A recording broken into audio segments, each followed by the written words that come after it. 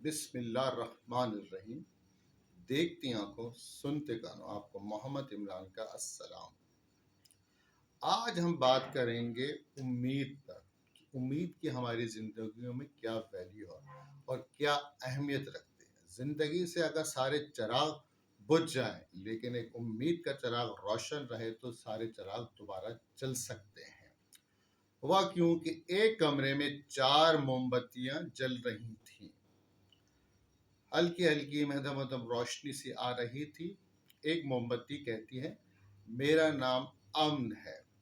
लोगों ने मेरी अहमियत को समझा नहीं। पूरी दुनिया में लड़ाई झगड़े फसादात हो रहे हैं, ये कह के वो बुझ जाती है। दूसरी मोमबत्ती कहती है, मेरा नाम सच्चाई है। लोगों ने मेरी अहमियत को समझा नहीं।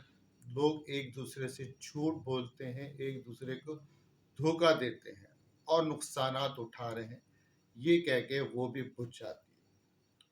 तीसरी मोमबत्ती कहती है, मेरा नाम मोहब्बत है। लोगों ने मेरी भी अहमियत को कोई समझा नहीं और मुझे नजरअंदाज कर दिया। अब लोग एक दूसरे से मोहब्बत नहीं करते, करते भी हैं तो उनमें उनके मफादात होते हैं, ये कहकर वो भी बुझ जाती है। इतने में एक बच्चा कमरे के अंदर आता है और देखता है कि ये तीनों मोमबत्तियां पूरी जली बगैर कैसे बुझ गई।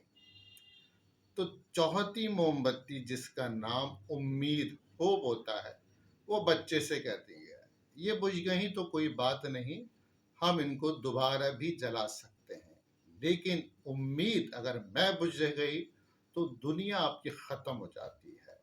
इतने में बच्चा उम्मीद को लेता है और तीनों को रोशन कर देता है। तो आप देखें, आपकी जिंदगी में जब तक उम्मीद की किरण बाकी है, आप स्ट्रगल करते रहते हैं, आगे बढ़ते रहेंगे।